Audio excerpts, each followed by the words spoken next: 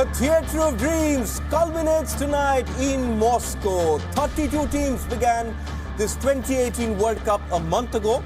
We have seen some scintillating football. We have seen heroes humbled. We have seen new stars emerge.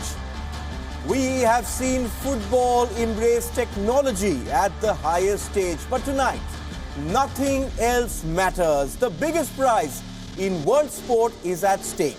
France take on Croatia for the tag of world champions. I am Digvijay Singh, and as always, I am joined by two men who have been an integral part of the journey here on WION. India international Eugeneson Lyngdoh is looking extremely dapper, I must say. This is the final after all. Ashley Westwood joins me from Sydney, hoping that he doesn't have to celebrate a French win tonight. Ashley, the footballing gods could be cruel to a proud Englishman like you. Yeah, they can. Obviously, lost a little bit of interest, you could say, since England went out. But you know, this final should hopefully get my appetite back, and I'm hoping to see a nice, entertaining, open game. But let's just see who's going to win it. I'm not quite sure. I'll just have these next 25 minutes to decide before I give you my predictions. Okay, you're going to wait. But Eugene, for a footballer, this is the biggest stage, isn't it? For every footballer, he wants to be at this stage. And there's nothing bigger than this. For both those teams, nothing bigger than this. It's obviously, like you've been there, but now it's more like, how the feeling that you're playing, and, it's a nervousness, that it's all the emotions that are coming out. There's going to play tricks on your mind today. It's going to be tough how the players handle it, and how they show themselves on the pitch. Okay, who will achieve sporting immortality tonight? Let us set up the big final then. The World Cup began in Moscow's Luzhniki Stadium on the 14th of June, and a month later we returned to the most iconic sporting venue in Russia.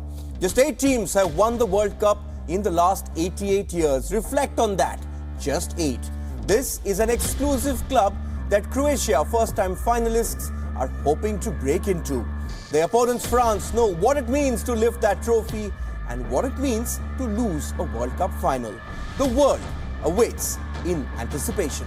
Let's get in Ashley Westwood and Eugeneson Lyngdoh. Ashley, let me start with you. I love your background. You're going 50-50 at the moment, even though you aren't giving us a prediction yet. But Ashley, just for the stage, for the stage that we have seen at this World Cup, this is one of the most unlikeliest finals. You would perhaps have to go back to 1962, where Brazil, who had won the World Cup in 58, played Czechoslovakia. It's been that kind of a World Cup. Yeah, it certainly has. Obviously, the big hitters, the big stars that we've thought would do well, your Argentinas, obviously with Messi, Portugal with Ronaldo. None of those have made the final, even in Germany. I think, Croatia ranked 20 before the tournament. I think this is the lowest ranked team ever to reach a final, so it just shows you how unpredictable it's been.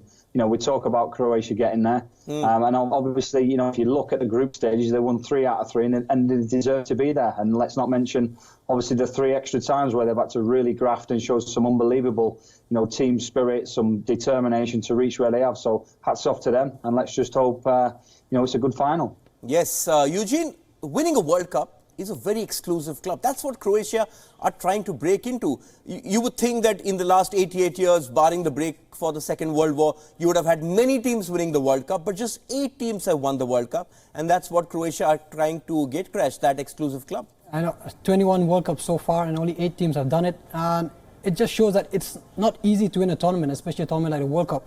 I mean, there are teams that come here who really do well, and there are teams that have just come here, have really got through because of where they come from and how they are. But so now Croatia in a spot where they have the ability, opportunity to say, whether they can become one of the, be a part of history or just be a part of the finals, which obviously no one really cares. But, being a winner is something that you want. For example, Modric, who's won almost everything at club level and everything. But, World Cup eludes almost a player would want to win a World Cup. So I think for him, it'll be an important thing.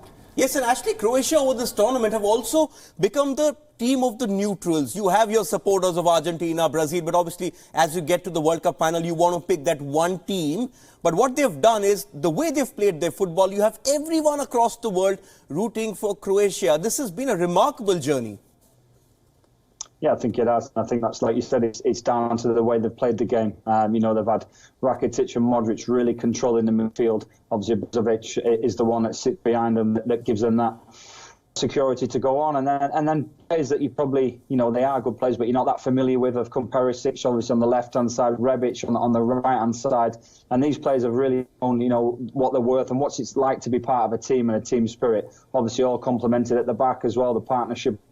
Vida has been instrumental. So I think once people's, you know, main teams have got knocked out, like we've mentioned, the Argentinas, the Germanys, the Brazils, people then always love to have an interest in the World Cup to see, you know, you want to watch it to the end. And Croatia have certainly caught everybody's eyes, the neutrals' eyes, which is what you've said.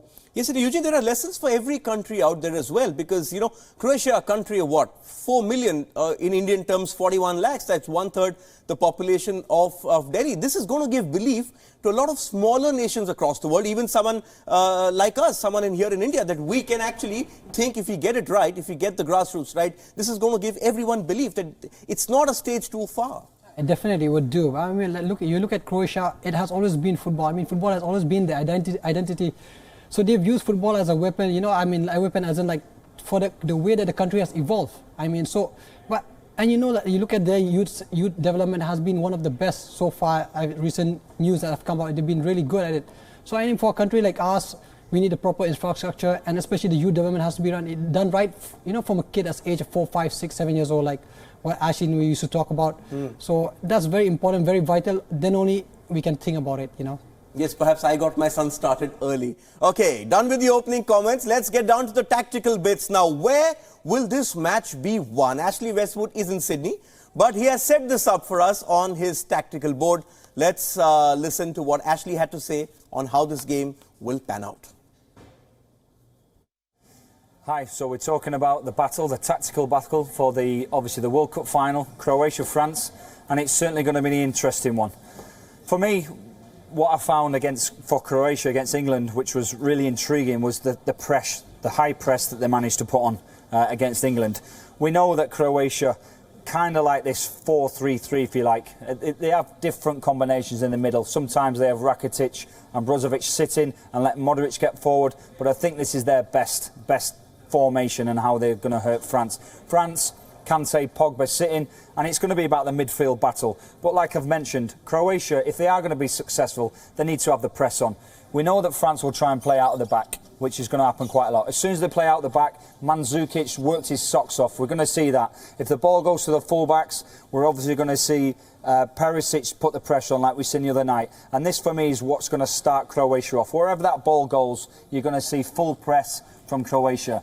But where it gets interesting is in the middle of the park. France like to play out from the back. So this kind of system will allow Modric to get tight.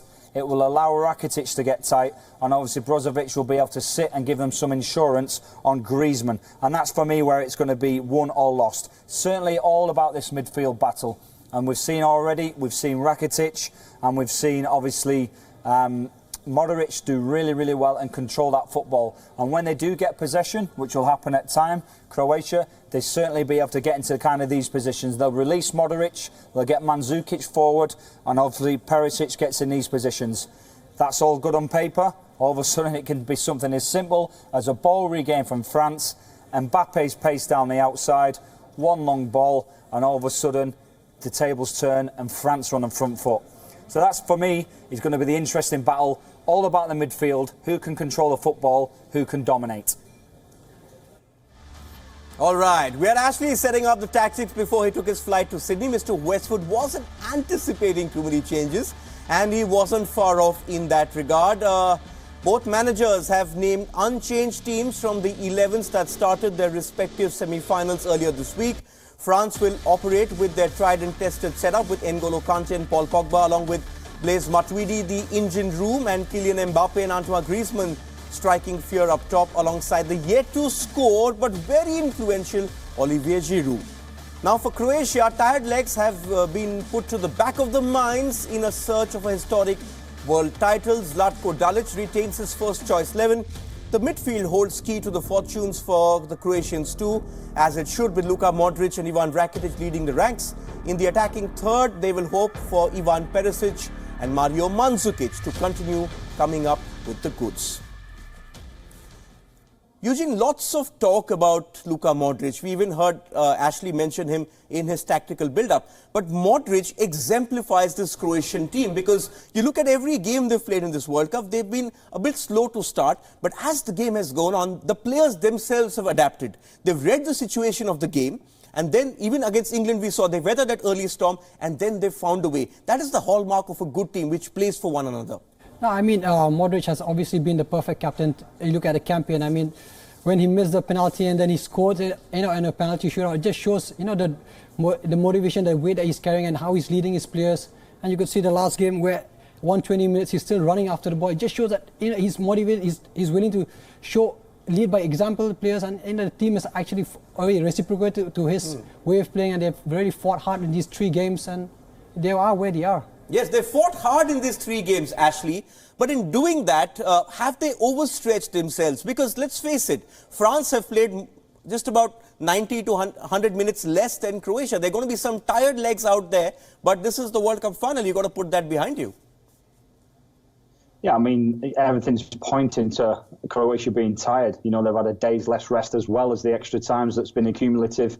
You're probably looking at 10 to 12,000 metres more that the players have run, and that's not including what they've had to do in training to try and get the fatigue out of the legs. So it's, like I say, on paper, you would definitely be thinking they've got to tire. The coach has mentioned in the press today that, fatigue could play a part, but we're not thinking about that. Anybody that mentioned it last time, the Croatian players used it to their advantage to spur them on. Certainly against England, they felt that the English press were just mentioning it all the time, and they turned that into a positive situation. So it's hard to think that it's going to affect them, but with science and with our brains, it's all telling us that surely they're going to tire. But I just think they've got that much mental strength. Once they cross that white line, the 90 minutes or the 120 minutes, they're going to be ready, and they know they're probably never going to get another chance again, maybe at another World Cup final. So it's now or never, and sometimes that's enough to spur you on and get that extra little bit of energy that's inside your body. Yes, it's now or never. And on the other hand, France, Ashley, have been solid.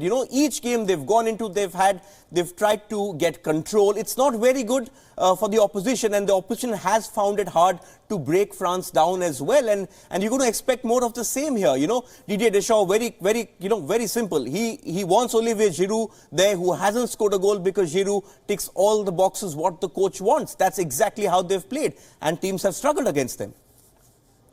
Yeah, I mean, you only have to look at the coach. That's the way he played. He was a solid, competitive midfielder. And that's the way he set his size up. 4 clean sheets so far in the tournament. A centre-forward that hasn't even hit the target, never mind scored a goal in the tournament. So that's telling you that they are a hard unit. There can't be many World Cup finalists that have got to the final without their centre-forward hitting the target. But it just shows you how strong they are throughout the team. The 2 central defenders, Varane and Umtiti, are very, very strong. The screening that goes on in front of them with Kante and Pogba, them 4 really are really hard to break down, and they give the security for the other players to express themselves. They've obviously got the attacking power and pace of Mbappe, which is release and outball if they need it, the invention and creativity of Griezmann. So they are a complete side with a team that have got there efficiently, pragmatic, but not set the world alight. But at the end of the day, if they win that trophy, I'm sure Didier Deschamps isn't going to be bothered about how they've won it or who's saying what. At the end of the day, it's in the history books, and they've won the trophy if they win it. Yes, I don't think anyone in the world is going to be bothered after that. Anyone in France is going to be celebrating. But the French papers this morning, a lot of them are talking about their defeat in the Euro final in 2016, where they were the favourites, like they are going into this match. As a player, does that weigh on your mind that you've gone into a similar situation at home and lost? Yeah, I mean, when you are overconfident and you've overestimated your opponents, that is where it could kill you. I mean, then you tend to take the game easily. But when you go there knowing that it's going to be a tough fight, that's when you give your best. So I'm sure they're going to learn from their mistakes, and they're going to go on this game like how Pogba has said that he's made a mistake in the previous Euros, so like they've underestimated Portugal. But now they're going to go look at Croatia. They've really done well, and they really worked hard, and they're not going to be up against a team that's going to be tough. So they will obviously change the way of approaching the game. Yes, let's look at a few battles which I found very intriguing. We talk a lot about the midfield, but I think that battle between Kylian Mbappe and Singh is going to be very decisive, because Perisic doesn't drop back much as well, and Mbappe is the key for France, because not just does he have pace, he's got great trickery. Now, to correct you on one point, Perisic actually, he does a lot of work. I mean, he does defensively. That's why Mourinho wants him. And obviously Mbappe, you know, he's got his strengths. He's quick, and Stridic is a bit old and he's a bit slow. So it's going to be hard for him. But like Coach said earlier, it's the midfield battle that's going to win this game. So obviously, it's at the end of the day, it's the individual battles that matter. How you do better against your opponent, that's the key. Ashley, the French attacking third against this Croatian defence, which has also been pretty solid. But on paper, the French have greater quality up front. Yeah, they do. Obviously, Giroud is the focal point. He's the man that's going to hold the ball up and try and bring the others into play. Griezmann's very, very clever. You know, he plays in the hole, but he moves. Sometimes he plays as a centre forward. Then he drops into the hole, so he's hard to mark. Sometimes he starts in the hole and he makes an advanced run of Giroud, and he can get picked out from midfield from maybe Pogba playing those long diagonal balls where you'll see Griezmann threatening the back line. Obviously, Matuidi for me is more of a central midfielder, but plays on the left.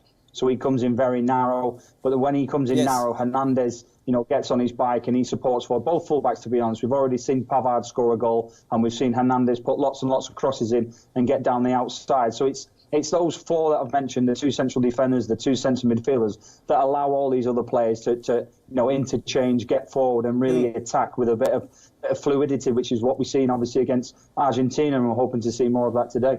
Okay, your 25 minutes are up. Before I wrap this show up, come on, tell me, behind you, you have a French shirt and a Croatian shirt. Which way are you going? I can't back it against France. I think France have got the better quality. Obviously, Croatia's had the dream, but I think it's going to run out tonight and turn into a nightmare. So France for me. Okay, France for him. Won't be good for Ashley to analyse this after the show, but for you, Eugene?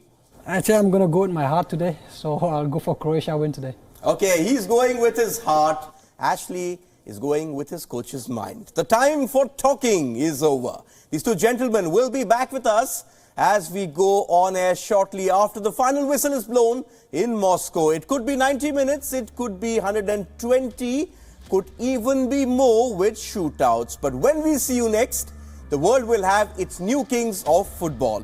It has been an extraordinary road which has led these two units to this, the most extraordinary stage in the sport. Let's take a moment to relive those runs then as we wrap up. For now, see you on the other side of the FIFA World Cup final on Theatre of Dreams.